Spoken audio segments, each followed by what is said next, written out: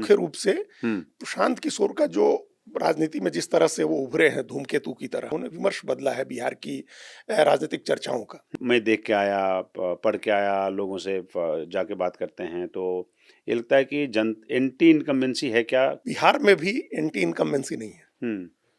नीतीश कुमार के खिलाफ कोई गुस्सा नहीं है, कोई एंगर नहीं है, उखाड़ के फेंकने की भावना नहीं है कि इनको हर हाल में हरा देना है। लेकिन जैसे ही हम कहते हैं कि तेजस्वी यादव और नीतीश कुमार में से किसको चुनना चाहेंगे, तो लोग कहते हैं नीतीश कुमार को, तुरंत आंकड़ा बदल जाता है। प्रशांत किशोर ये कहते हैं कि यहाँ के 1200 फैमिली है जो सत्ता में ज्यादातर उनके एमएलए होते रहते हैं, उनके कित एंड किन। ये भी पूरे देश का सवाल है। पूरे देश में भी इस तरह का आंकड़ा निकालेंगे तो 5000 फैमिली आ जाएंगी जिनके लोग आ रहे हैं, एमएलए एमपी होते हैं।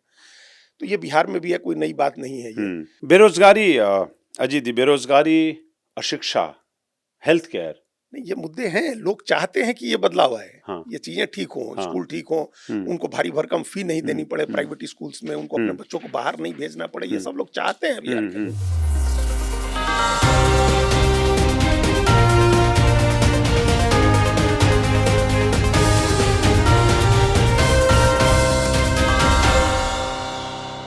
नमस्कार, आप देख रहे हैं डायलॉगस में खास प्रोग्राम टॉक इट आउट। मेरा नाम है पवन कुमार। बिहार चुनाव 2025 का ऐलान हो गया है। बिहार की राजनीति चुनाव के साथ और चुनाव के बाद कहां तक जाएगी, कहां जाएगी, आज हम करने जा रहे हैं एक खास बातचीत। करेंगे राजनीतिक विश्लेषण। बिहार जहां जातीय गणित, राजनीतिक गठबंधन और जनमत तीनों का समीकरण बहुत गहरा है।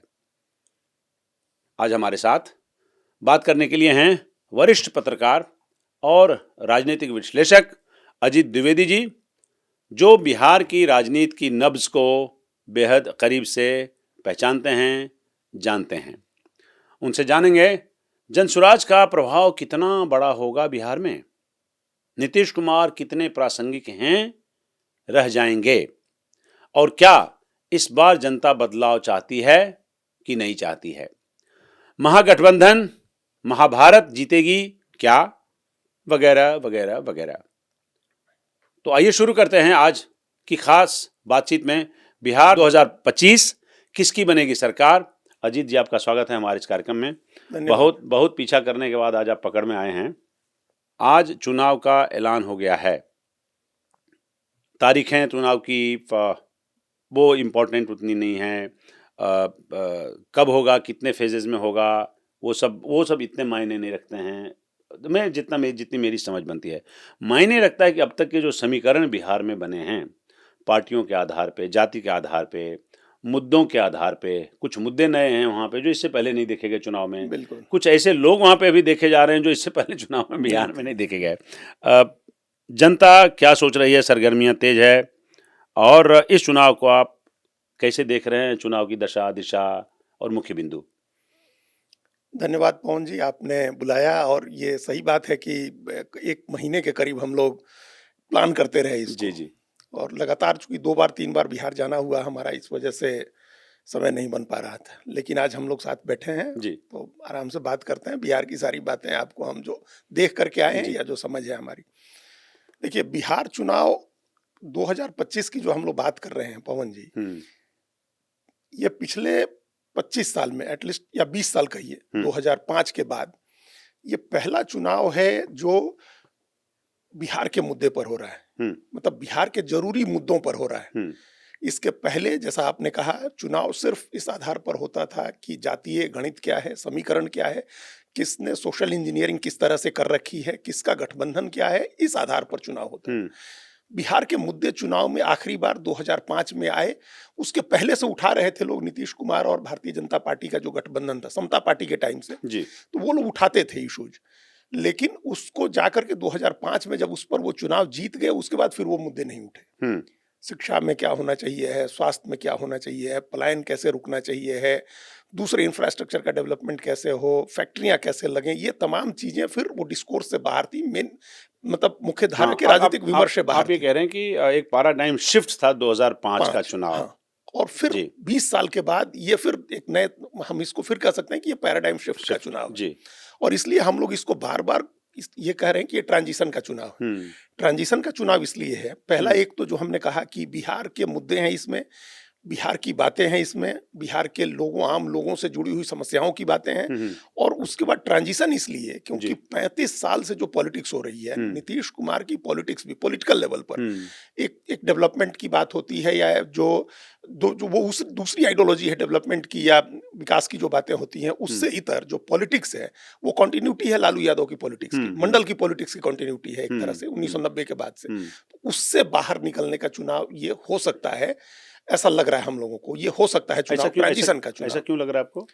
ऐसा इसलिए लग रहा है कि एक तो प्रशांत किशोर का फैक्टर है, मुख्य रूप से प्रशांत किशोर का जो राजनीति में जिस तरह से वो उभरे हैं धूमकेतु की तरह, हम ये नहीं कह रहे हैं कि उनको कितना वोट मिलेगा या कितनी सीटें ले आएंगे वो, लेकिन उन्होंने डिस्कोर्स बदला है, उन्होंने विमर्श बदला है बिहार की राजनीतिक चर्चाओं का, और इसलिए ऐसा लग रहा है उन्होंने जो कहा जाकर अब जो कर रहे हैं वो एक अलग चीज है। जो अभी पिछले 10 दिन से आप देख रहे हैं उससे ज्यादा हालांकि चर्चा हो रही है मीडिया में कि वो पोल खोल रहे हैं, लोगों को कौन भ्रष्ट है कौन अपराधी है ये बता रहे हैं। उसके पहले जो करते रहे 3 साल वो बड़ा इंपॉर्टेंट था। उन्होंने कहा लोगों से जाकर के मुसलमानों की बस्तियों में कहा कि आप आज तक भाजपा के डर से वोट देते थे, आप ऐसा मत करिए, आप अपने बच्चों के लिए वोट करिए, आपको भाजपा से डर के वोट मत करिए, आप अपने बच्चों के लिए वोट करिए, अपने लिए वोट करिए, अपने बुजुर्गों के लिए वोट करिए, आपके जो बच्चे बाहर पलायन कर गए हैं उनके लिए वोट करिए। यादवों की बस्तियों में जाकर के ये कहते थे कि आप इस तरह से आप कैसे बंधुआ हो सकते हैं। तो उन्होंने जो ये बातें कही ना कि जाति तोड़ो, धर्म तोड़ो, अपने धर्म की बाधा तोड़ो, मतलब, और उसके बाद वोट करो जो तुम्हारी अपनी समस्या है। तो इससे ऐसा एक विमर्श बना कि आज सारी पार्टियां यही कह रही हैं। पलायन रोकने की बात तेजस्वी यादव भी करेंगे, हम पलायन रोकेंगे, हम जो उन्होंने कहा कि हम माई बाप समीकरण बनाएंगे, उन्होंने कहा कि हम वो जो A to Z की राजनीति करेंगे। तो ये सारी बातें आज तक वो नहीं कहते थे। ये जो बोलते हैं पलायन पे, जब जैसे प्रशांत किशोर बोलते हैं तो आप बॉडी लैंग्वेज देखिए, समझ देखिए, क्लैरिटी देखिए उनकी बातों में। पलायन पे जब बात करते हैं, जब पलायन पे बात करते हैं सम्राट चौधरी या तेजस्वी यादव, तो देखिए उसमें कोई क्लैरिटी नहीं होगी, एक फ्लैट जैसी बात बोल रही है। पलायन शब्द का प्रयोग होगा, वो कन्विंसिंग बात नहीं करते, कन्विक्शन नहीं होता, बॉडी लैंग्वेज में वो फेरोसिटी नहीं होती है पलायन पे। क्योंकि दोनों सरकार में रह चुके हैं। भारतीय जनता पार्टी लंबे समय से सरकार में है, काफी समय नीतीश कुमार के साथ रही, और तेजस्वी यादव के जो जिस पार्टी से के नेता हैं राष्ट्रीय जनता दल, उनके माता पिता मुख्यमंत्री रहे। जी। तो इनकी बातों में बहुत कन्विक्शन आ भी नहीं सकता है। जब आपने इतने वर्षों तक शासन किया और आपके समय पलायन होता रहा, तो आप कैसे कन्विक्शन के साथ कहेंगे और कैसे लोग यकीन करेंगे।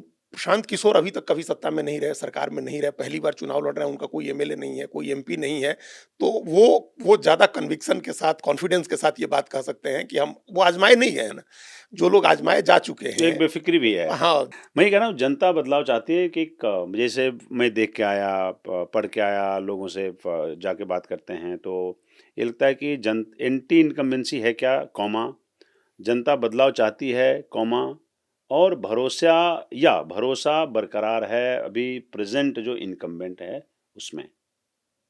एक फिनोमेनन है देश में, इस पर अलग से आपको बात करनी चाहिए, है प्रो इनकम्बेंसी का। एंटी इनकम्बेंसी लगातार कम होती जा रही है सरकारों के खिलाफ।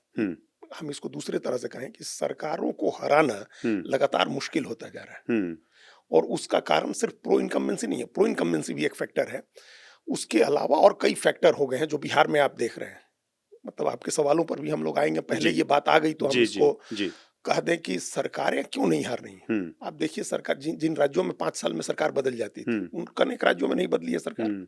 केरल में नहीं बदली सरकार, 5 साल पर सरकार बदलती थी। ऐसा क्यों है? नहीं बदली। उत्तराखंड में 5 साल में सरकार बदलती थी, नहीं बदली। तमिलनाडु में सरकार 5 साल में बदलती थी, लगातार 10 साल जयललिता आई। पंजाब में सरकार बदलती थी, अकाली दल लगातार 2 बार आए। एक पैटर्न है, एक पैटर्न है। आप देखिए, आप दिल्ली में 3 लगातार 2 बार या 3 बार बल्कि कहिए इनकी पार्टी जीती, अरविंद केजरीवाल की। उड़ीसा पैटर्न है, बंगाल है, बिहार है, केंद्र है, लगातार 3 बार की जीत। तो ये जो पैटर्न है, ये है कि इसका कारण ये है कि सरकारें एंटी इनकम्बेंसी को कम कर रही हैं, और उसके लिए तमाम संसाधन लुटाए जा रहे हैं, तमाम संसाधनों का इस्तेमाल करके, सत्ता की ताकत का इस्तेमाल करके और सत्ता के जो टूल्स हैं तमाम, उन टूल्स को इस्तेमाल करके चुनाव जीतने का बंदोबस्त खजाने का किया जा रहा इस्तेमाल है। करके। खजाने के भी और टूल्स का भी, तमाम टूल्स जो गवर्नमेंट के पास है, सत्ता के पास है, जी। उन सब का इस्तेमाल करके एंटी इनकम्बेंसी को खत्म किया जा रहा है।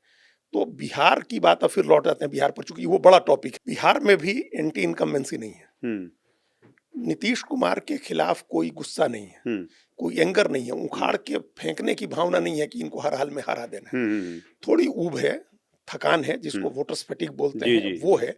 और अभी बिहार घूमते हुए जो अभी हमने इस चुनावी साल में देखा पवन जी, तो हमको 2018 का मध्य प्रदेश का चुनाव याद आ रहा है। हम बड़ा एक्सटेंसिवली हमने 2018 के मध्य प्रदेश चुनाव को कवर किया था। तो घूमते हुए हर जगह लोग शिवराज सिंह चौहान की आलोचना करते थे, क्योंकि 12 साल से वो मुख्यमंत्री थे और 15 साल से भारतीय जनता पार्टी की सरकार थी। लेकिन कहीं ये गुस्सा नहीं दिखा कि उखाड़ फेंकना है इनको। नाराजगी थी, लोगों में ऊब थी, थकान थी। एक ही चेहरा देखते देखते ये नारा सुनने को मिलता था जो राम मनोहर लोहिया का कि रोटी तवे पर उलटती पलटती रहनी चाहिए, नहीं तो रोटी जल जाती है। तो ये कहा, ये सुनने को मिला। और आप वो रिजल्ट में आप देखिए, वो रिफ्लेक्ट किया रिजल्ट में। 15 साल के बाद भारतीय जनता पार्टी हारी और कांग्रेस जीती जी। लेकिन सीटों में सिर्फ 5 सीट का अंतर था। 114 सीट कांग्रेस पार्टी को आई और 109 सीट भारतीय जनता पार्टी को आई, शिवराज सिंह चौहान को 12 साल मुख्यमंत्री रहने के बाद। तो वही स्थिति बिहार में है अभी। अगर उस समय शिवराज सिंह चौहान लाडली बहना योजना ले आते 18 में, तो उस समय नहीं हारते वो। उनके खिलाफ गुस्सा था, गुस्सा नहीं था उनके खिलाफ, तो उससे जो ऊब थी, थकान थी, उसको वो दूर कर सकते थे। तो उसका अनुभव लेकर के भारतीय जनता पार्टी और जनता दल यू की सरकार ने बिहार में एक सिर्फ लाडली बहना योजना टाइप की योजना नहीं शुरू की है, वैसी अनेक योजनाएं शुरू कर दी। अनेक योजनाएं, हम उसको मुफ्त की चीजें बांटना नहीं कहते हैं, क्योंकि मुफ्त में तो कुछ नहीं होता है, वो बिहार के लोगों के ही टैक्स के पैसे हैं जो उनको आप लौटाएंगे। लेकिन जितनी योजनाएं शुरू हो गई हैं, आपने कहा ना कि जो एंटी इनकम्बेंसी बदलाव, उन सब का जवाब हम इसमें दे रहे हैं जी। तो जैसे बिजली फ्री कर दी गई 125 यूनिट, 1 करोड़ महिलाओं के खाते में 10-10 हजार रुपए डाल दिए गए। तमाम जो नियुक्तियां हैं जो सरकार की, उन सब के मानदेय बढ़ा दिए गए, चाहे वो आशा दीदी हो, जीविका दीदी हो, ममता दीदी हो, इन सब का मानदेय बढ़ा दिया गया। पंचायतों में जो विकास मित्र हैं उनका मानदेय बढ़ा दिया गया। जो पीटी टीचर्स हैं स्कूलों में, उनका मानदेय दुगना कर दिया गया। नाइट गार्ड्स हैं स्कूलों में, उनका मानदेय दुगना कर दिया गया। तो ऐसी ये सोशल सिक्योरिटी के जो पेंशन है, जिसमें विधवाओं का, वृद्धों का और दिव्यांगजनों का, वो 400 से 1100 रुपए कर दिया गया। तो ये सोशल सिक्योरिटी की पेंशन बढ़ा दी गई।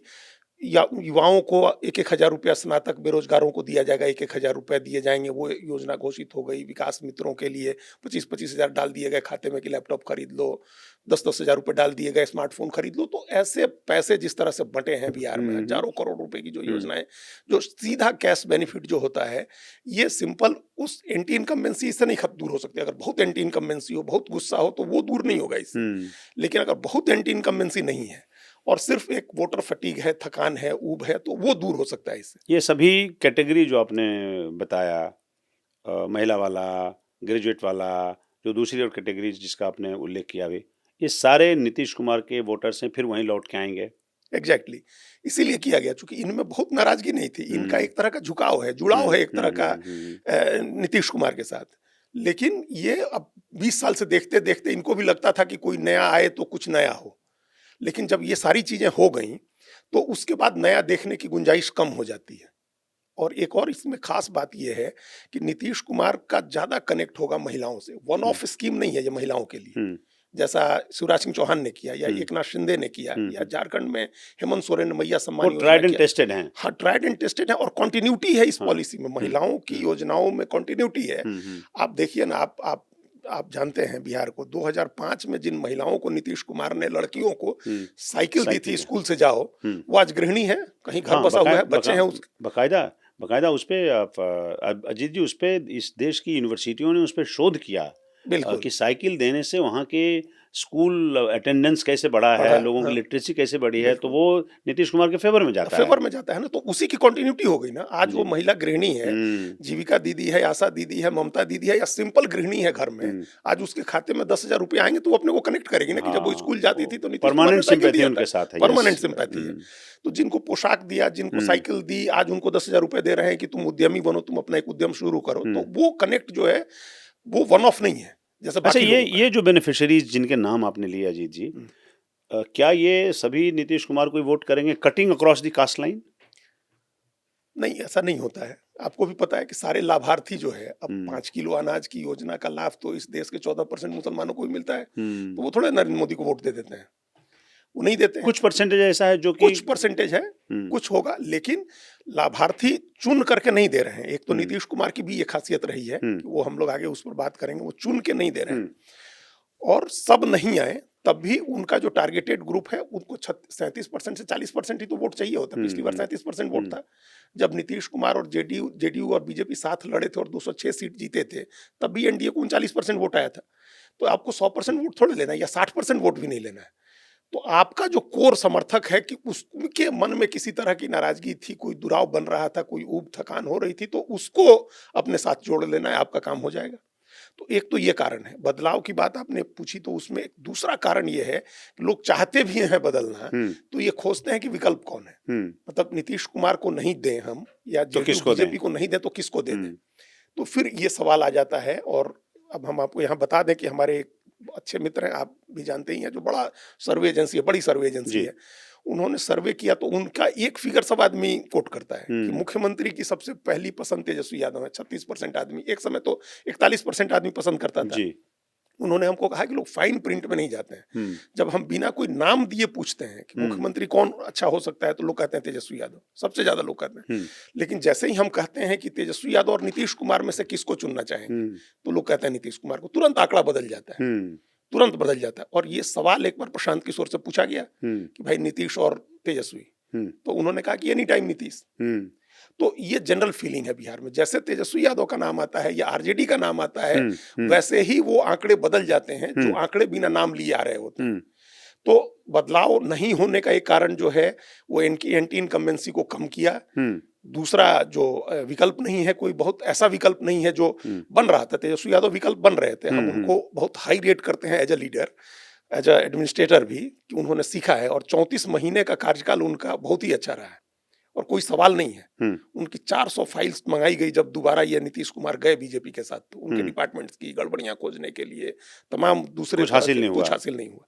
तो इसका मतलब कि काम उन्होंने ठीक किया। हुँ, रोजगार भी उनके समय आए, वो रोजगार का भी श्रेय ले ही रहे हैं। लेकिन लोगों के मन में, दिल दिमाग में अभी आरजेडी की एक इमेज बैठी हुई है, और वो इमेज जब तक बैठी रहेगी और उसको मजबूत जब तक करता रहेगा उनका विरोधी पक्ष जो है जेडीयू बीजेपी, तब हुँ। तक थोड़ी मुश्किल है, उसके कारण आ रही है। अच्छा, बिहार की राजनीति अजीत जी लंबे समय से कुछ गिने-चुने चेहरे के इर्द-गिर्द घूमती रहती है, घूमती रही है। बल्कि प्रशांत किशोर ये कहते हैं कि यहाँ के 1200 फैमिली है जो सत्ता में ज़्यादातर उनके उनकी एमएलए प्रिय एम एमपीज होते एम रहे। होते रहते हैं, उनके कित एंड किन। हम्म। क्या जनता अब उन पे भरोसा उन्हीं चेहरों पे भरोसा कर रही है या कोई बदलाव आप देखते हैं? जिन अभी ये इसलिए प्रासंगिक है क्योंकि अभी-अभी आपने 3 लोगों के नाम लिए। इसको कैसे देखते हैं आप? देखिए, ये भी पूरे देश का सवाल है। हुँ, पूरे देश में भी इस तरह का आंकड़ा निकालेंगे तो 5,000 फैमिली आ जाएंगी हुँ, जिनके लोग आ रहे हैं, एमएलए एमपीज होते हैं। तो ये बिहार में भी है, कोई नई बात नहीं है ये। हुँ, लेकिन अभी क्या, उन्हीं चेहरों के चेहरे तब कब बदलेंगे जब कोई नया फोर्स इमर्ज करे वहाँ। हुँ, तो कोई नया फोर्स तो इमर्ज नहीं हुँ, कर रहा है। प्रशांत किशोर जरूर आए हैं एक फोर्स हुँ। के तौर पर। पिछली बार, पिछले चुनाव में आपने देखा, प्लूरल्स पार्टी आई थी, पुष्पम प्रिया चौधरी एक आई थी, वो एक हाँ, फ्रेश पर एयर वो की तरह। इंटेंसिटी नहीं थी वो। नहीं थी इंटेंसिटी। इंटेंसिटी नहीं थी, वो स्ट्रेंथ नहीं था, वो सपोर्ट नहीं नहीं था। था। अभी भी इस बार भी चुनाव लड़ रही हैं वो। हुँ, लेकिन कोशिश हुई, उनकी तरफ से भी कोशिश हुई, उन्होंने भी कैंडिडेट उतारे। अभी प्रशांत किशोर भी कैंडिडेट उतारेंगे 243 सीटों पर। अरसे बाद हमको लगता है कि 2 ढाई दशक के बाद, ढाई हुँ, दशक के बाद कोई कोई एक पार्टी 243 सीटों पर लड़ेगी। कोई पार्टी 243 सीट पर नहीं लड़ती है, हुँ, और न कोई पार्टी 25% वोट तक पहुंचती है बिहार हुँ, में, हुँ, एक सिंगल पार्टी। तो वो कोई नया फोर्स इमर्ज नहीं कर रहा है, कोई नई ताकत नहीं उभर रही है, तो फिर नए चेहरे कैसे आएंगे? ये पार्टियां तो रूढ़ हो गई हैं, गठबंधन रूढ़ हो गए हैं एकदम, जो स्थिर हो गए हैं। एनडीए है जिसमें नीतीश कुमार और भारतीय जनता पार्टी, जेडीयू, लोक जनशक्ति पार्टी, उसका एक फॉर्मेशन आपको तय है, पता है, और इंडिया ब्लॉक का फॉर्मेशन आपको पता है। जब यही पार्टियां होंगी, जब उसी के लीडर होंगे और एक खास तरह की राजनीति जो आगे हम लोग इस पर, जब कास्ट वाला फैक्टर आएगा तो हम लोग इसको देखेंगे, जब जब उस समीकरण पर ही चुनाव होने होते हैं तो फिर आप नया चेहरा ला नहीं सकते हैं उसमें। जब कास्ट के इर्द गिर्द राजनीति घूम रही हो, जब कम्युनिटी के इर्द गिर्द घूम रही हो, एक सोशल इंजीनियरिंग के इर्द गिर्द घूम रही हो, तो नया चेहरा ले आना हमेशा मुश्किल होता है। वो तभी आएगा जब यथास्थिति टूटे, और एक बार टूट जाए तो फिर उसके बाद आएगा। जैसे बिहार की राजनीति में, आप दिल्ली की राजनीति में देखिए, सारे चेहरे बदल गए, सब, लगभग सब चेहरे, अब कोई नहीं है, कोई पुराना चेहरा आपको, एक हमको ये विजेंद्र गुप्ता को छोड़ दीजिए, एक आध और ऐसे लोगों को छोड़ दीजिए, तो कोई पुराना चेहरा नहीं है। वो भी मार्जिन पे ही हैं, वो भी मार्जिन पर ही स्पीकर बना दिए गए, तो नए चेहरे, मुख्यमंत्री तक का चेहरा नया है। तो एक बार यथास्थिति टूटनी चाहिए। अगर प्रशांत किशोर तोड़ देते तो फिर कोई बात नहीं थी, फिर तो सारे नए चेहरे आ जाते। जब तक यही पॉलिटिक्स रहेगी, यही फॉर्मेशन रहेगा, तब तक नहीं सब। अच्छा, देखिए वहां भी विकल्प क्या है? विकल्प नीतीश कुमार हैं, JDU plus BJP combined, RJD plus Congress combined, और एक मैं 2.5 विकल्प बोलता हूँ वहाँ पे। 2.5 विकल्प में प्रशांत किशोर पे अभी लोगों को भरोसा भी नहीं हो रहा। मतलब एक वोटर के नाते, मैं वहाँ का वोटर हूँ, तो मेरा भी भरोसा नहीं होता है। उस 2.5 विकल्प में से प्रशांत किशोर तो पहले कैटेगरी में तो नहीं आ सकते। इसको कैसे आप एसेस करते हैं, या कैसे इसको डिस्क्राइब कैसे करते हैं?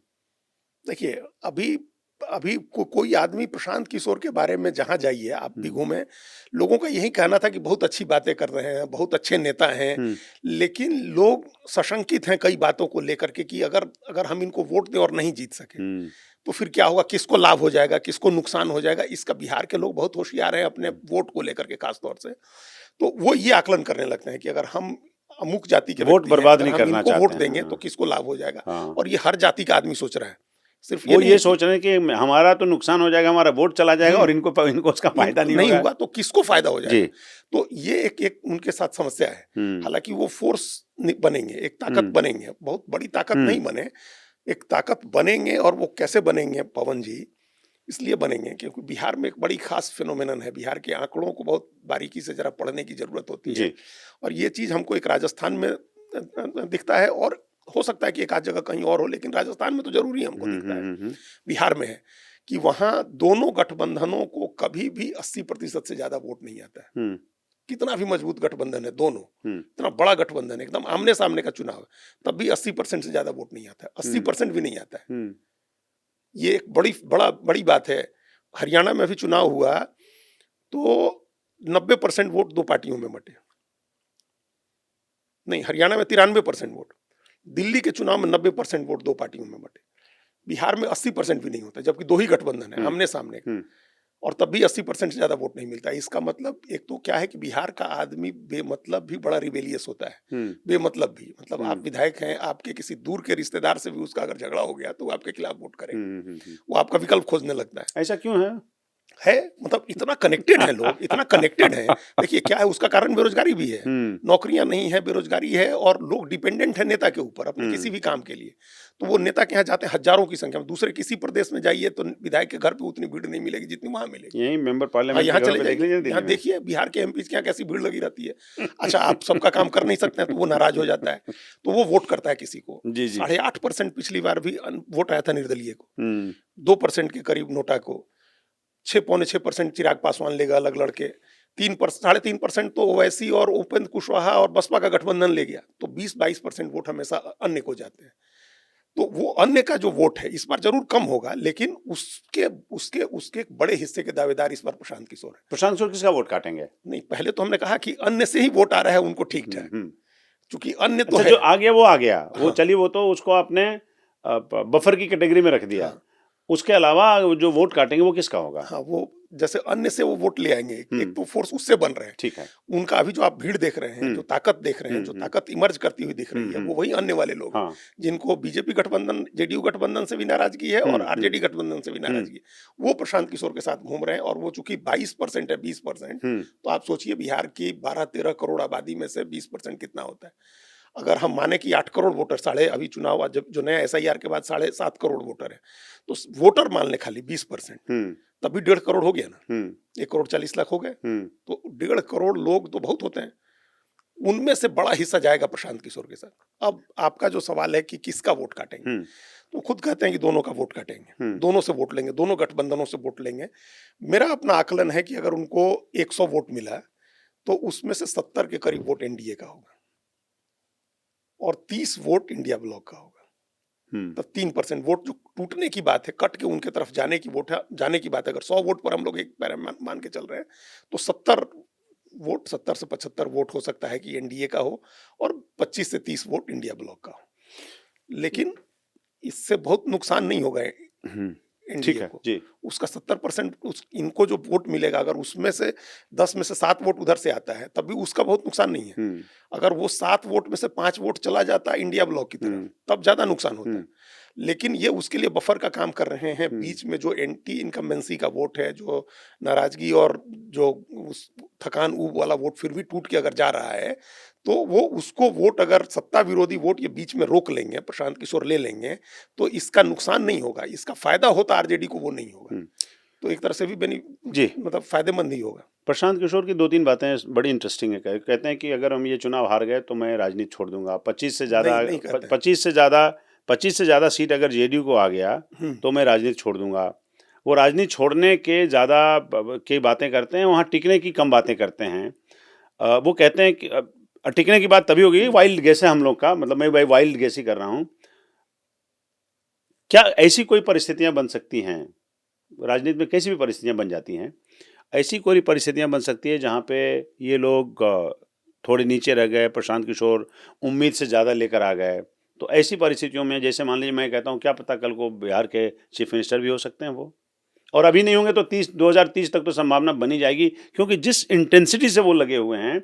देखिए अगर वो धैर्य रखेंगे, जो हमें समझ में आता है आउटसाइडर की, मैं तो किसी दल में नहीं हूं, कि अगर कंटिन्यूटी और कंसिस्टेंसी बना के रखेंगे तो जिस प्लैंक पे वो खेल रहे हैं, बैटिंग कर रहे हैं, उस पर समर्थन जुटाने में बहुत मुश्किल नहीं होगा। ये नीतीश कुमार की भी लड़ाई कोई आसान नहीं थी 2005 तक। उसके पहले लगातार 5 साल तक नीतीश कुमार ने लड़ाई की, नुक्कड़ नुक्कड़ पे, गली गली पे, मुद्दे मुद्दे पे, दिल्ली से लेके और पटना तक। ऐसी परिस्थितियों में बिहार में प्रशांत किशोर का भविष्य अभी नियर टर्म में और अगले 5 ईयर टर्म में आप कैसे देखते हैं? देखिए पवन जी, वो आपने कहा ना कि वो एक सेफोलॉजिस्ट जाग जाता है उनका, जब वो कहते हैं, जब एक चुनाव प्रबंधक जाग जाता है और उनको एक लग रहा है कि जैसे बंगाल में उन्होंने कहा था कि बीजेपी 100 पार नहीं करेगी, 2021 के चुनाव में पार कर गई तो हम छोड़ देंगे ये काम, तो नहीं पार की तो उनसे बड़ी जय जयकार हुई उनकी। तो वो क्या ये कॉन्फिडेंस दिलाना चाहते हैं अपने वोटर्स को कि नीतीश कुमार नहीं आ रहे हैं, क्योंकि उनको नीतीश कुमार का ही वोट चाहिए, दूसरा वोट उनकी तरफ आता नहीं दिख रहा है। वो जब तेजस्वी और नीतीश में नीतीश को चुनने की बात करते हैं तभी यही राजनीति करते हैं कि जो नीतीश के प्रति सद्भाव रखने वाला वोटर है वो हमको चुन ले, क्योंकि नीतीश का ही विकल्प खोजना है। और नीतीश का विकल्प मान लीजिए तेजस्वी नहीं हो सकते हैं तो प्रशांत किशोर ही हो सकते हैं, दूसरा कोई चेहरा भी नहीं दिख रहा है। तो ये उनकी अपनी राजनीति है, जिस राजनीति के तहत इस तरह के वो बयान देते हैं। लेकिन उन्होंने कहा है कि वो टिकेंगे, वो रहेंगे बिहार में, हारें चाहे जीते, फर्श पर रहें या अर्श पर रहें, वो रहेंगे। उन्होंने हमसे एक इंटरव्यू में उन्होंने कहा जी, जी, देखा था मैंने, हाँ, कि 10 साल हम एक जगह एक काम में हम 10 साल जरूर देते हैं। उन्होंने कहा कि हम यूएन में 10 साल रहे, उस 10 साल नेट 10 साल, उसके बाद छोड़ करके आगे सबने कहा कि अरे क्या पागल हो तुम, इतना बढ़िया काम कर रहे हो, क्यों छोड़ के जा रहे हो। लेकिन 10 साल में छोड़ दिया हमने। चुनाव प्रबंधन का काम भी हमने ठीक 10 साल किया और 10 साल में हमने छोड़ दिया। सबने कहा कि अरे आप इस समय पीक पर हैं करियर के, क्यों छोड़ रहे हैं, हमने छोड़ दिया। तो ये तय मानिए कि राजनीति में भी 10 साल हम रहेंगे। 2022 में हमने वो करियर छोड़ा है तो 2032 तक तो हम चुनाव में हैं, यहाँ हैं राजनीति में, बिहार की राजनीति में। उसके बाद की परिस्थितियां तय होंगी। तो वो कह रहे हैं कि हम रहेंगे। उनके साथ एक सामने मिसाल नीतीश कुमार है कि जब नीतीश कुमार लालू यादव से अलग होकर के समता पार्टी बना करके पहला चुनाव लड़े तो सिर्फ 6 विधायक जीता उनका। 324 का हाउस था उन दिनों, झारखंड एक था, उसमें 6 विधायक जीते। फिर 2000 का चुनाव, नीतीश कुमार की पार्टी के सिर्फ 36 विधायक जीते 324 में से। उन 36 विधायकों के दम पर इधर उधर जोड़ तोड़ करके वो 7 दिन के लिए मुख्यमंत्री बने। 2005 के फरवरी में जो पहला चुनाव हुआ उसमें उनको 54 सीटें आई, किसी की सरकार नहीं बनी, असेंबली हंग हो गई। उस साल अक्टूबर में जो चुनाव हुआ उसमें वो 88 सीटें जीते और उसके बाद का इतिहास पता है कि 20 साल से हैं। जी जी। तो चौथी बार में मुख्यमंत्री बनने लायक बहुत संघर्ष किया उन्होंने, चौथी बार बहुत संघर्ष किया, बहुत धैर्य रखना पड़ा। नहीं, विधायक बनने के लिए भी उनको इतना ही संघर्ष करना पड़ा था। वो 1977 का चुनाव हार गए थे और फिर 80 का चुनाव भी हार गए। जी, जी। 85 में पहली बार विधायक बने, हाँ। तो उनको विधायक बनने के लिए भी बड़ा संघर्ष करना पड़ा, मुख्यमंत्री बनने के लिए भी बड़ा संघर्ष करना पड़ा। तो प्रशांत किशोर के सामने एक आदर्श है, एक मिसाल है कि आप संघर्ष करते रहते हैं और आप जिस राजनीति पर जा रहे हैं, जिस राजनीति को बदलने की आप बात कर रहे हैं, आप बदल सकते हैं। अभी नहीं बदल सकते हैं तो आप अगर टिके रहे जो आप कह रहे हैं, तो आप अगली बार बदल देंगे या उसके अगली बार बदल देंगे। इतना पेशेंस होना चाहिए। राजनीति धैर्य की चीज है और हम लोग के सामने असम में असम गण परिषद से लेकर के तेलुगु देशम पार्टी तक के मॉडल हैं। वाईएसआर कांग्रेस का मॉडल है, हम लोगों के पास अनेक मॉडल है, अरविंद केजरीवाल का मॉडल है, अनेक पार्टियों का मॉडल है, एमडीएमके का मॉडल है। जो नई बनी पार्टियां तुरंत सरकार में चली गई, तुरंत सरकार में नहीं जाके कई वर्षों तक संघर्ष करती रही। तो ये सब मिसाल उनको पता है। तो उस हिसाब से अपने को पोजीशन करेंगे इस नतीजे के बाद। अच्छा अजीत जी, एक बड़ा ऑफ बीट सवाल पूछता हूँ कि जाति इस देश में, देखिए कोई स्टडी नहीं की, एक स्टडी है अजीम प्रेमजी यूनिवर्सिटी ने किया, जिसमें उसने किया कि इस देश में ऑन एन एवरेज 57-55% लोग जाति के नाम पे पहले कोरिलेट करते हैं, फिर उसके बाद वोट देते हैं। उसका हाईएस्ट रेट है मध्य प्रदेश में, जहाँ पे 65 से 66% लोग जाति को पहले देखते हैं कि इसको वोट किया जाए कि नहीं किया जाए। बिहार में फिर भी वो 55 है, 57 है जहाँ तक मुझे आता है, 55-57 चलिए बराबर है। बिहार ही जाति के नाम पर वोट डिसाइड होता है, ये बदनामी क्यों, ये सच्चाई है या एक जो हंस रोजलिंग करके एक स्टैटिस्टिशियन था स्वीडन का, वही कहता था कि ये सब ज़्यादातर इमेज जो है वो मीडिया मैनेज होती हैं। इसमें कहाँ ठहरते हैं आप? नहीं, हम तो मानते हैं कि मीडिया की वजह से बिहार की जो इमेज है, जो अभी की जाति, मध्य प्रदेश का कोई नाम नहीं लेता कि वहाँ पे 65-67% लोग कोरिलेट पहले करते हैं जाति के नाम पे। मध्य प्रदेश का कोई नाम ही नहीं लेता। नहीं, नाम नहीं लेता है। बिहार कास्ट के नाम पे पहले बिहार का नाम आता है, पूरे देश में कास्ट के नाम पे वोट होता है। ऐसा क्यों? नहीं, ऐसा इसलिए है, एक तो इस मीडिया तो है ही, मीडिया में जो इमेज बनी है, बहुत अच्छा बदनाम बुरा वाली बात हम लोग जानते हैं, तो बदनामी ज्यादा है। और वो इसलिए है क्योंकि बिहार, दिल्ली में पत्रकार बिहार के बहुत ज्यादा है, तो वो कई बार जाति की बातों को बढ़ा चढ़ा करके बताते हैं। उनको लगता है कि हम ये तारीफ कर रहे हैं, हालांकि वो इमेज बिगाड़ने में उन्हीं का सबसे ज्यादा हाथ है। अच्छा, अपनी मूर्खता में, अपनी गलतियों में उन लोगों ने बिहार की इमेज, जैसे बिहार में करप्शन को लेकर के बड़ी चर्चा है, करप्शन का कुछ नहीं होता है बिहार में, कुछ नहीं। बिहार का नेता करप्शन का सी नहीं जानता। आंध्रा क्यों नहीं चलते हम लोग करप्शन जानने के लिए? करप्शन जानने के लिए आप महाराष्ट्र चलिए, तमिलनाडु चलिए, जहाँ ज्यादा पैसा है, जहाँ 1 रुपए का काम 3 रुपए में दिया जाता है, 100 करोड़ का काम 150 करोड़ रुपए में दिया जाएगा और नेता उसमें से 50 करोड़ लेगा। हम लोगों के यहाँ तो 100 करोड़ का काम 80 करोड़ में जाता है और उसी में 1 करोड़ 1.5 करोड़ के लिए मारामारी, खून खतरा हो जाए। तो करप्शन का सी नहीं जानता है बिहार का आदमी। जाति का जो कास्टिज्म का भी सी नहीं जानता है। हम लोगों के यहाँ जितनी बार आप देखिए, जब इंदिरा गांधी हारी थी 77 में, जब पूरे देश में हारी, तो पूरा साउथ जीत गई थी वो। जी। तो अगर कास्ट पर ही बिहार में पॉलिटिक्स हो रही होती तो सारा ग्रामर तो कास्ट में ही बेस्ड है ना, पूरा पॉलिटिक्स का ग्रामर तो बिहार में तो बदल दिया लोगों ने। ओवर इम्प्लीफाइड है कास्ट के मामले में भी, करप्शन के मामले में भी, अपराध के मामले में भी, हर मामले में है। ये हम नहीं करेंगे नहीं है, लेकिन बढ़ा चढ़ा करके बताया। बिहार में मुस्लिम और दलित वोट इस बार किसको जा रहा है? चलिए मुस्लिम पे नहीं बात करते हैं, दलित वोट और ईबीसी वोट, ये नीतीश कुमार के साथ है। देखिए, अब ये बड़ा विषय है, ये अत्यंत पिछड़ा वोट का। क्योंकि नीतीश कुमार जब आए तो उन्होंने कर्पूरी ठाकुर मॉडल पर राजनीति की, आगे किया कि दलित के अंदर उन्होंने महादलित बनाया और पासवान अलग करके, बाकी जो सबसे स्ट्रांग वहाँ दलित कास्ट है, पासवान को अलग करके बाकी सारी दलित जातियों को उन्होंने महादलित में डाल दिया। और पिछड़ों में भी पिछड़ा और अति पिछड़ा की 2 श्रेणियां बना दी और जाति गणना भी इसी श्रेणी के आधार पर हुई कि पिछड़ी जातियां 27%, जिसमें 5% के करीब मुसलमान है, 4% के करीब मुसलमान है, और अति पिछड़ा 36%, जिसमें 10% के करीब 9 से 10% मुसलमान है। तो ये कैटेगरी बना करके उन्होंने जाति गणना कराई। तो ये नीतीश कुमार की जो होशियारी है, 2 मिनट आप नीतीश कुमार का जो कास्ट का जो इक्वेशन जिस तरह से वो बनाते हैं, चूंकि खुद अपनी जिस जाति से आते हैं उसका 3% वोट नहीं है, 3% के करीब वोट है जी। तो वो ओवरऑल, पहले तो उन्होंने एक एंटी यादव एक लौकुश का समीकरण बनाया, लौकुश और धानुक का, जिसका 9% वोट हो जाता है। तो उसके 14% के बरक से एक 9% का एक काउंटर खड़ा किया उन्होंने। उसके बाद फिर अति पिछड़ा वोट उन्होंने उसमें जोड़ना शुरू किया। 2025 आप वो देखें, क्या नाम है, मनी हाइस्ट सीरीज जो आई थी, वो देखें? नहीं देखा। नहीं देखा आपने? वो खैर न्यू एज के लोगों के लिए था भी। जी जी। हम लोग पुराने हो गए, हम लोग अब तो डायनासोर के जमाने के। तो उसमें जो प्रोटैगनिस्ट है, कई घटनाएं होती हैं, सामने हो जाती हैं, तो आपको लगता है कि अब क्या होगा, अब तो यहाँ से निकलने का कोई रास्ता नहीं है। फिर थोड़ी देर के बाद पता चलता है कि जो प्रोटैगनिस्ट है उसने एंटिसिपेट किया हुआ था इसको कि ऐसा होगा, और ये सब उसके प्लान के हिसाब से हो रहा है। तो बिहार की राजनीति में हर बार लगता है कि सब कुछ नीतीश कुमार के प्लान के हिसाब से हो रहा है। वो पहले से सारी चीजें सजा के रखते हैं। आज बेस्ट ऑफ मेंटल हेल्थ में नहीं है, लेकिन 25 के चुनाव की बिसात उन्होंने 3 साल पहले जाति जनगणना के साथ बिछा दी थी। जाति गणना उन्होंने करा करके कास्ट फ्रेगमेंटेशन इतना बड़ा कर दिया है कि अब कोई दूसरी उससे आगे की राजनीति नहीं हो सकती है। ये मुश्किल है। इस बार प्रशांत किशोर के सामने भी सबसे बड़ी मुश्किल इसी वजह से आ रही है। और पिछले 20 साल में या 25 साल में बीजेपी के साथ रहते हुए उन्होंने ये इंश्योर किया है कि बीजेपी बड़ी ताकत बिहार में नहीं बन सके। ये उनकी बिछाई हुई बिसात है कि लीडर नहीं हो, बीजेपी के पास कोई बड़ा नेता नहीं हो, और एजेंडे के हिसाब से भी पैन हिंदू कोएलिशन अगर बीजेपी बनाना चाहे तो नहीं बना सके। ये उन्होंने कास्ट फ्रेगमेंटेशन और कास्ट कॉन्फ्लिक्ट की जो हिस्ट्री है बिहार में, देखिए बाकी उत्तर प्रदेश जैसे आप देखिएगा, मध्य प्रदेश कम्युनल कॉन्फ्लिक्ट की हिस्ट्री है वहाँ। बिहार में कम्युनल कॉन्फ्लिक्ट की हिस्ट्री नहीं है, कास्ट कॉन्फ्लिक्ट की है, कास्ट मोबिलाइजेशन की है, बैकवर्ड कास्ट के मोबिलाइजेशन की हिस्ट्री है। और कब है आपको आप पवन जी, आखिरी जाति गणना हुई थी 1931 में जी। उसके तुरंत बाद 1937 में, उसके तुरंत बाद 1931 कर रहे हैं, कांग्रेस ही एकमात्र फोर्स थी। लेकिन उसके बरक्स बिहार में एक त्रिवेणी संघ बना था, और उस त्रिवेणी संघ में यादव थे, कुर्मी थे और कोयरी थे। और इन्होंने 1937 के चुनाव में कांग्रेस जैसी बड़ी ताकत को, शाहाबाद का जो इलाका है, भोजपुर पीरो का इलाका, वहां हरा दिया था चुनाव।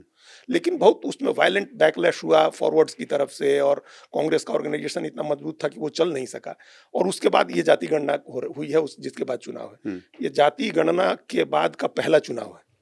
इसमें जाति गणना नीतीश कुमार ने कराई ही इसलिए कि कास्ट फ्रेगमेंटेशन को बढ़ा दें, अदर बैकवर्ड कास्ट को का मोबिलाइजेशन तेज कर दें, जाति जनगणना से बढ़ा दें। हाँ। ये प्रासंगिक हो गया। जाति जनगणना से वहाँ की वोटिंग पैटर्न में फर्क पड़ जाएगा क्या है, या इसे केवल देखने के लिए, और जिसका जो आपने कहा कि उसका इस्तेमाल केवल समझने के लिए और उसको फ्लेयर अप करने के लिए किया गया है? नहीं, उसमें क्या है कि उन्होंने कास्ट को इतना फ्रेगमेंटेशन बना दिया कास्ट का, और उनमें कंपटीशन इतना बढ़ गया है कि अब कोई एक कास्ट उसमें जो ईबीसी में खास तौर से, चूंकि ओबीसी में ज्यादा कास्ट है ही नहीं, तो उसमें कोई कंपटीशन नहीं है। वहां तो एकदम तय है, पाला खिंचा हुआ है कि यादव मोटे तौर पर आरजेडी के साथ हैं, कोयरी कुर्मी धानुक मोटे तौर पर, धानुक अति पिछड़ा में है, कोयरी कुर्मी पिछड़ा में है, ये मोटे तौर पर एनडीए के साथ है, नीतीश कुमार के साथ।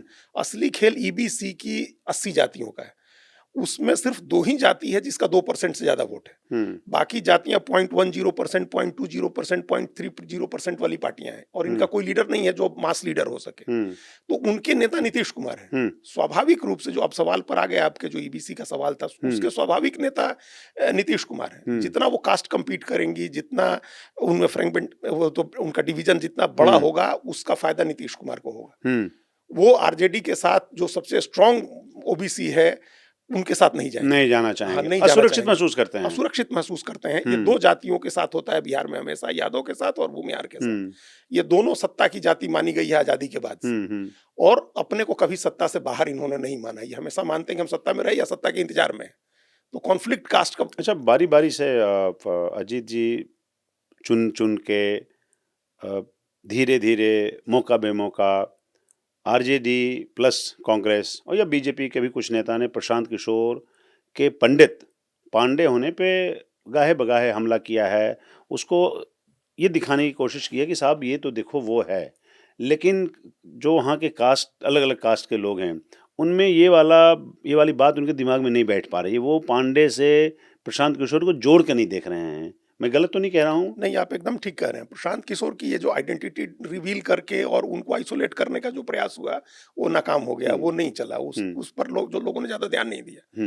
भाई, आप खुद ही कहते हो, किसी में द्विवेदी टाइटल दिख जाए तो आप कहते हो कि आप तो प्रिविलेज्ड हैं, आप टाइटल है आपके पास द्विवेदी और पांडे, तो आप तो प्रिविलेज्ड हैं, आप टाइटल क्यों नहीं हटा लेते हैं?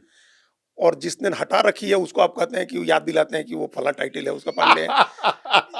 ये दोनों बातें कैसे चलेंगी? दोनों बातें नहीं चलेगी। तो लोगों ने उससे नहीं आइडेंटिफाई किया उनको। परंपरागत वोट जो लाइन है कास्ट का वगैरह वगैरह, प्रशांत किशोर तोड़ पाएंगे? अगर नहीं तोड़ पाएंगे तो क्या अपने संगठन की वजह से, या वो नए हैं उसकी वजह से, या जो दूसरी पार्टियां जो ज़्यादा सबल हैं उनको मोबिलाइज करने में उनकी वजह से? प्रशांत किशोर के लिए पूछ रहे हैं? हाँ, जो परंपरागत वोट है वहाँ पे, जो कन्वेंशनल वोट पैटर्न है, जो शेयर है, उसको नहीं तोड़ पाएंगे इसलिए क्योंकि उनका संगठन पुराना नहीं है, वो इतने सबल नहीं हैं, या विपक्षी पार्टियां इतनी सबल हैं कि वो फ्रेगमेंटेड रखती हैं? इनमें से कौन सी वजह है?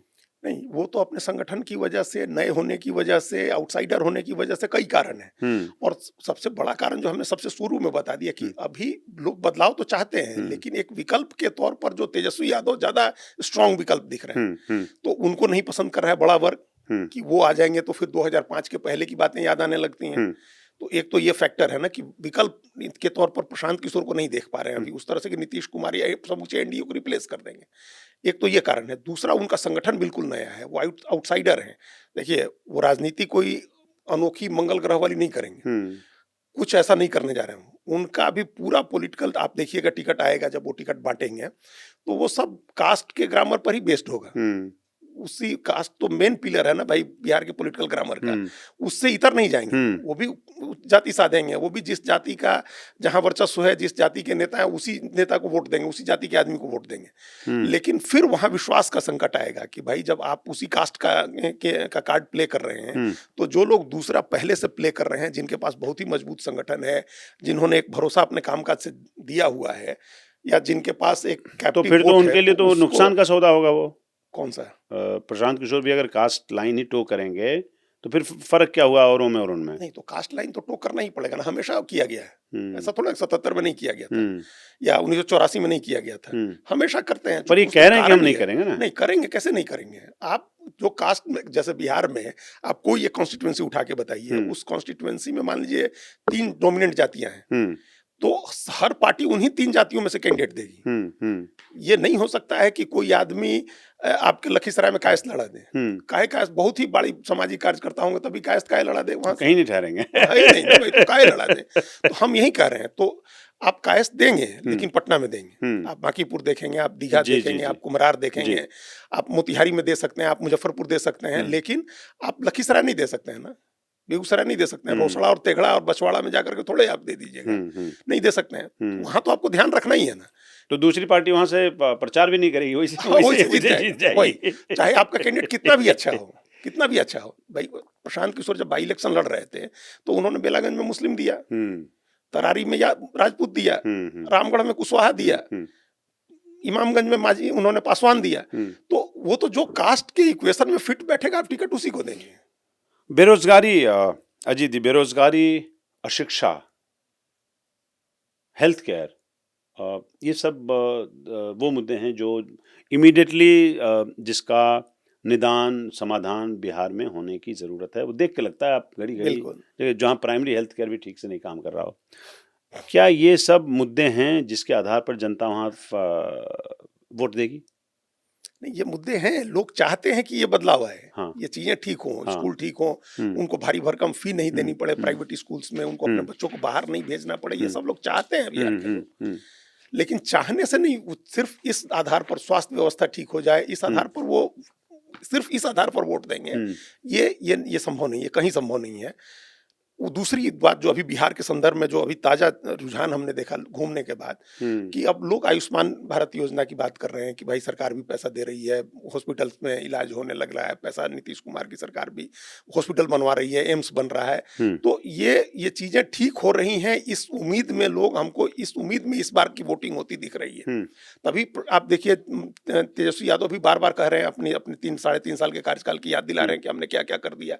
उस आधार पर आप वोट करें, ये वोट मांग रहे हैं लोग एकदम सिर्फ इस आधार पर कि शिक्षा व्यवस्था प्रशांत किशोर कह रहे हैं कि हम सुधार देंगे, या इस छठ के बाद पलायन हम नहीं बाहर जाने देंगे, 10,000 12,000 की नौकरी यहीं दे देंगे। सिर्फ इस आधार पर वोट नहीं होगा, क्योंकि कास्ट का एक फैक्टर हमेशा रहेगा। सरकार जो चीजें दे रही है, जो लोगों को सुविधाएं दे रही है, जो पैसे दे रही है, डायरेक्ट बेनिफिट है, वो एक फैक्टर होगा, और जो वादे किए जा रहे हैं वो भी एक निश्चित रूप से फैक्टर होगा। सिर्फ शिक्षा और स्वास्थ्य, इन सब चीजों पर कहीं भी वोट नहीं होता है। जरूरत बिहार में है, लेकिन इस बार भी वोट सिर्फ उस पर नहीं होगा, बाकी दूसरी तमाम चीजों का लोग ध्यान रखेंगे उसमें। अच्छा, दो आखिरी के 2-3 सवाल और अजीत जी, जो ज्यादा इंपॉर्टेंट, बड़ा अधूरा रह जाएगा नहीं तो बात करना आपसे। बीजेपी के चुने हुए सम्राट चौधरी, चुने हुए नेता मतलब शीर्ष के नेता सम्राट चौधरी, दिलीप जायसवाल, संजय जायसवाल, हेल्थ मिनिस्टर मंगल पांडे साहब, इन सबको बारी बारी से प्रशांत किशोर ने सबको कॉर्नर किया और या तो उनकी इमेज खराब की, भ्रष्टाचार में उनको, देखिए भ्रष्टाचार तो जब साबित होगा तब होगा, लेकिन उनको कहीं ना कहीं डैमेज किया है। तो डैमेज किया है तो क्या ये मान के चलें कि बीजेपी के रैंक एंड फाइल में बीजेपी, अगर मान लीजिए बीजेपी जेडीयू कंबाइन अगर आ भी जाता है तो इनकी कैंडिडेचर को प्रशांत किशोर ने कहीं बहुत ही डैमेज किया और शायद चीफ मिनिस्टर के रेस से बाहर भी कर दिया हो।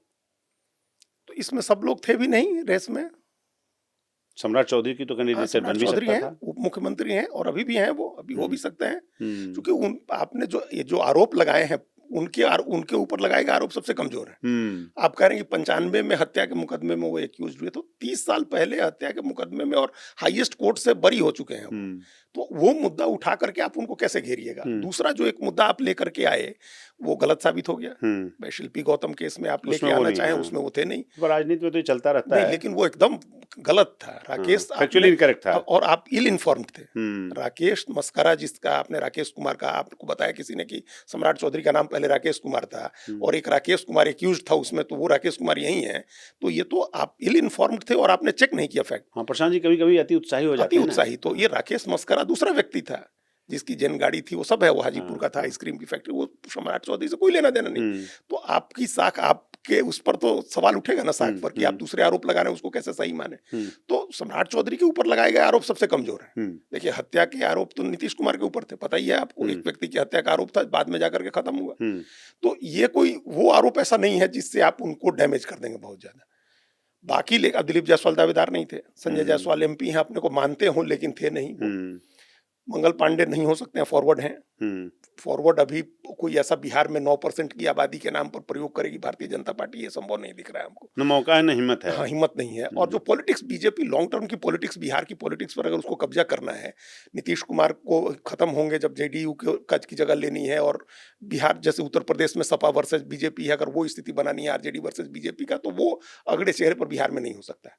वो आपको पिछड़े चेहरे पर ही करनी है। और आप चेहरे देख लीजिए ना भाई, सम्राट चौधरी, दिलीप जायसवाल, संजय जायसवाल, नित्यानंद राय, चेहरे देखिए जो बिहार की राजनीति को वहां कर रहे हैं। धर्मेंद्र प्रधान गए, पिछड़ी जाति के आते हैं, केशव प्रसाद मौर्य गए, पिछड़ी जाति के आते हैं, सीआर पाटिल गए, पिछड़ी जाति के, वहां जो गया सब सारी चीजें पिछड़ी जाति, सारी राजनीति पिछड़ी जाति की। जेडीयू बहुत कम सीटों पे अगर निपट जाती है, 25, अगर मान ले मैं लिटमस टेस्ट मान लूँ प्रशांत किशोर को, 25, 26 या 40 जो भी है, उस सूरत में भी दो चीज़ें, एक तो क्या मुख्यमंत्री उन्हीं का होगा और नीतीश कुमार ही होंगे, और दूसरा उससे जुड़ा हुआ सवाल कि क्या इसके बाद जेडीयू पार्टी फ्रेगमेंटेड हो जाएगी, इधर चली जाएगी, उधर चली, उसका अस्तित्व बचा रहेगा नहीं रहेगा नेतृत्व के अभाव में। देखिए अगर हम लोग नंबर्स पर बात करें, अगर नीतीश कुमार 25 सीट पर रहते हैं, बहुत 25 अगर रहेंगे तो बीजेपी बहुत अच्छा करेगी, तो 40-45 ले आएगी। फिर तो गई एनडीए, फिर तो कोई सवाल नहीं उठता है। ओके, हाँ, तो मतलब आप प्रशांत किशोर से बिल्कुल एग्री नहीं करते? नहीं, तो मतलब होगा तो इसका मतलब पूरा एनडीए जाएगा। हाँ। मतलब समूचा इसका मतलब कि इंडिया ब्लॉक की सरकार आ रही है और अच्छे से आ रही है, अच्छे से आ रही है, या प्रशांत किशोर का जादू चल रहा है अरविंद केजरीवाल की तरह, वो बहुत जीत रहे हैं। अगर वो नहीं हो सकता है, नीतीश कुमार को हर हाल में 43 पिछली बार सीटें आई थी, उससे ज्यादा सीटें आनी चाहिए, और उससे ज्यादा बीजेपी को आने। बीजेपी का स्ट्राइक रेट बेटर होता है। 25 आने का मतलब है कि एनडीए बुरी तरह से हारेगी, 75-80 सीट से ज्यादा एनडीए नहीं जाएगा, अगर 25 नीतीश कुमार को आ रही है तो।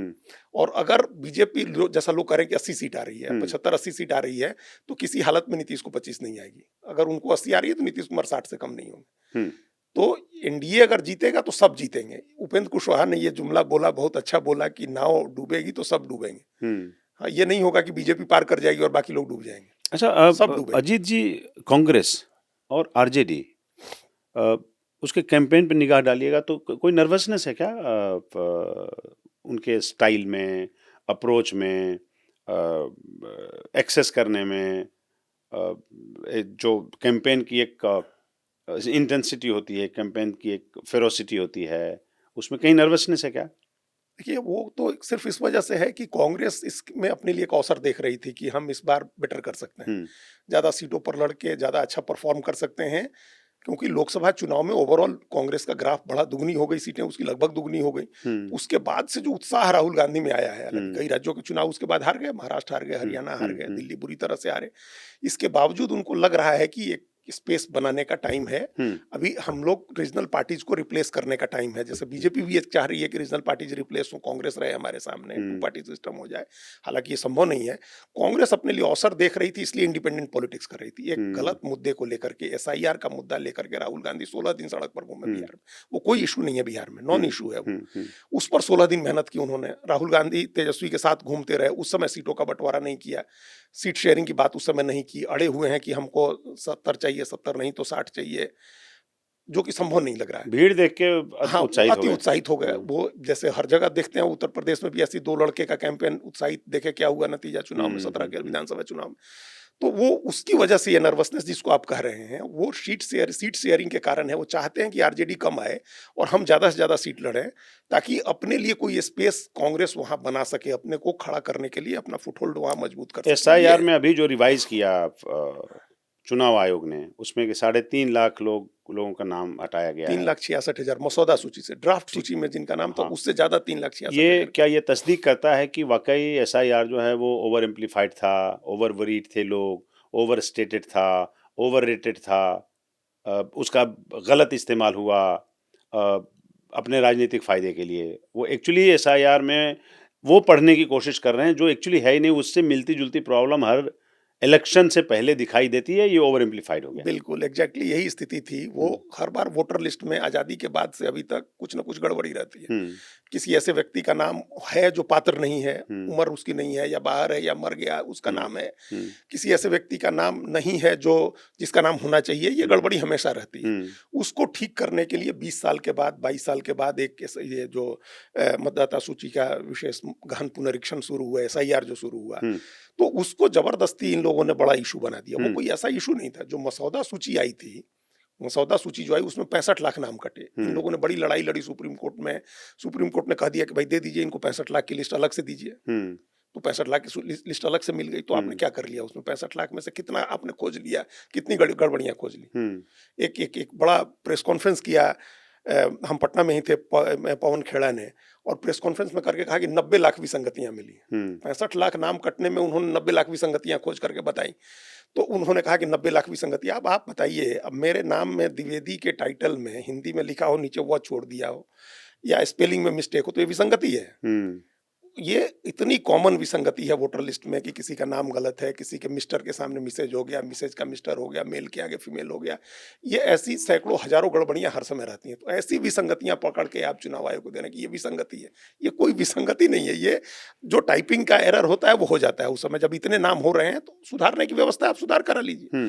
जो नाम कटे उसमें आप कोई क्वालिटेटिव गड़बड़ी लेकर के नहीं आए, नहीं बता सके कि ये एक कास्ट का, एक कम्युनिटी के लोगों का नाम कट रहा है, ये वजह था। बल्कि रिपोर्ट आई, द हिंदू अखबार ने रिपोर्ट दी कि कम्युनिटी को टारगेट करके नाम नहीं कटा है। ऐसा नहीं है कि मुस्लिम प्रोपोर्शन से ज्यादा नाम कट गया है, यादव प्रोपोर्शन से ज्यादा नाम कट गया, ये नहीं है। एक प्रोपोर्शन में कटा है। और आप देखिए ना, सबसे ज्यादा नाम महिलाओं के कटे हैं, जो नीतीश कुमार की कोर वोटर हैं, जो नीतीश कुमार के लिए सबसे ज्यादा वोट करती हैं, मोदी को सबसे ज्यादा वोट करती हैं, और महिलाओं का वोट पुरुषों से ज्यादा कटा है प्रोपोर्शन में देखें तो फिर तो एनडीए का ही नुकसान हो गया।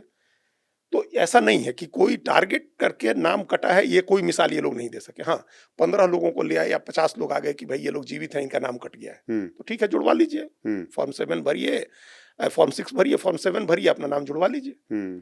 तो ये हो गया। अब उसके बाद कोई कंप्लेन नहीं आई है। ये फाइनल जो सूची आई है, इसके बाद उसका चुनाव में लाभ नहीं मिलेगा, कोई लाभ नहीं है। आप इसके आप जो यात्रा कर रहे थे उस समय, अगर आप दूसरे मुद्दे उठाते, कैंपेन को एक डायरेक्शन देने के लिए, गरीबी का, बेरोजगारी का, पलायन का, इन सब मुद्दों पर रहते, तो आप बिहार के लोगों को ज्यादा मोबिलाइज कर सकते थे। आप वोट चोरी पर लग रह गए। अब 7 करोड़ 42 लाख आदमी का तो वोट है, तो दूसरे मान लीजिए 10,000 आदमी का नाम कट ही गया है, वोट चोरी हो गया 10,000 का, तो बाकी उस 7 करोड़ 42 लाख को क्या चिंता है? आप समझते हैं कि लोग इतना डेमोक्रेटिक वैल्यूज को लेकर के इतने जागरूक हैं कि वो उन 10,000 के उसके लिए लड़ना शुरू कर देंगे? इस 7 करोड़ 42 लाख का तो नाम है। चलिए अजीत जी, अभी चुनाव में एक बात, जब आपने नंबर्स पर हम लोग बात करे तो वहां मेरे दिमाग में ये बात आई थी कि जो अभी आप देखिएगा, आप तो सबकी टिकट बंटवारे, चुनाव की घोषणा हो जाने के बाद तो अब सब सीटों की शेयरिंग भी होगी, टिकट बंटवारा भी होगा। ये एक फिनोमेनन जो हमने मार्क किया है, जो लोकसभा चुनाव से शुरू हुआ है कि डाइवर्सिफाई होगा, टिकट का बंटवारा बहुत डाइवर्सिफाइड होगा इस बार। हाँ, मतलब पिछली बार सभी क्या था, जातियों के साथ न्याय होगा। सभी जातियों के साथ न्याय होगा। ये नीतीश कुमार आरजेडी की में जाति भी, गणना आरजेडी का, में भी, आरजेडी में भी पिछली बार क्या था, 144 में से 144 लड़े थे, आरजेडी लड़ी थी, उसमें उसने 40 सीटें सिर्फ यादव को दी थी और 26 यादव विधायक जीते हैं। इसी तरह लोकसभा के 40 में से 11 यादव लड़े थे इंडिया ब्लॉक से। इस बार ऐसा नहीं होगा, इस बार डाइवर्सिफाई होगा, यादव लड़ेगा, मुसलमान भी लड़ेगा, कोईरी कुर्मी भी लड़ेगा, इसका कानू भी क्रेडिट लड़ेगा। पीके को जाता है, पीके को भी जाता है, नीतीश कुमार को भी जाता है। उन्होंने जाति गणना करके जो फ्रेगमेंटेशन की और कास्ट के बीच में जो कंपटीशन बढ़ाया है, तो और सारी जातियां टैक्टिकल वोटिंग करने लगी। पहले राजपूत करते थे, फिर कुशवाहा करने लगे, फिर भूमिहार करने लगे, फिर सब करने लगे कि हमारी जाति का कैंडिडेट होगा तो पहले उसको देंगे, उसके बाद हम जिस पार्टी के बंधु हैं, नहीं, सबसे पहले उसको देंगे जो हमारी जाति का है, दूसरा उसको नहीं देंगे जिससे कॉन्फ्लिक्ट है हमारी जाति का, हमारी जाति का नहीं है लेकिन जिस जाति का है उससे हमारी जाति का कॉन्फ्लिक्ट है, तो उसको नहीं देंगे, और तब तीसरे में जाकर के हम जिस पार्टी के बंधु हैं उसको देंगे। तो ये फिनोमेनन है बिहार चुनाव का, इस बार आपको दिखेगा। चलिए अजय जी, बहुत बहुत शुक्रिया आपका हमारे साथ प्रोग्राम में शिरकत करने के लिए। धन्यवाद सर।